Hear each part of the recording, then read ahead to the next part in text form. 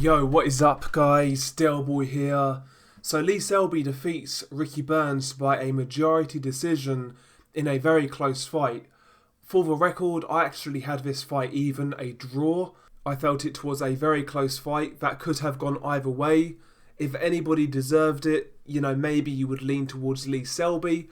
But yeah, I had it a draw personally, but no problem with the verdict. No problem with Lee Selby getting his hand raised. I felt 116, 112 was a little bit wide, but Lee Selby certainly has a case to argue that he won this fight. So no problem with Lee Selby getting his hand raised. The fight itself, at times, it was actually quite entertaining. At others, fairly scrappy, fairly messy. But overall, I enjoyed it.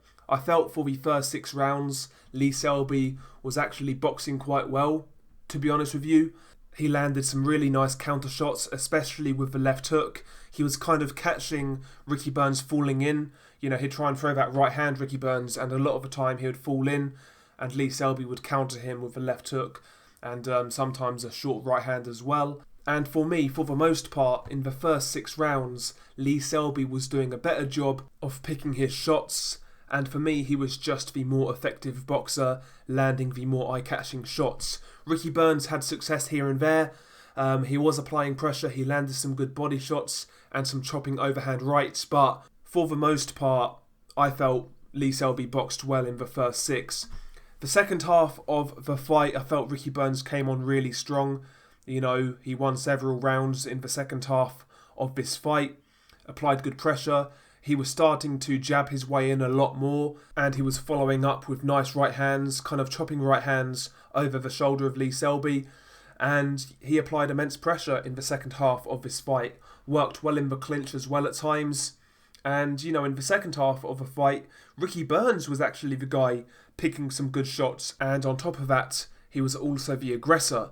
So the second half of the fight belonged to Ricky Burns. First half of the fight belonged to Lee Selby. It was one of those fights, could have gone either way, but I thoroughly enjoyed it, to be honest with you. And Lee Selby was the man who got his hand raised at the end of the fight, so no problem with that over here. So where does Lee Selby go from here? Obviously now he's 2-0 at lightweight, so he'll be looking to push on now. What fights are out there for him? I believe Lee Selby is highly ranked within the IBF, so maybe he could fight George Kambosos Jr., who is also highly ranked in an eliminator.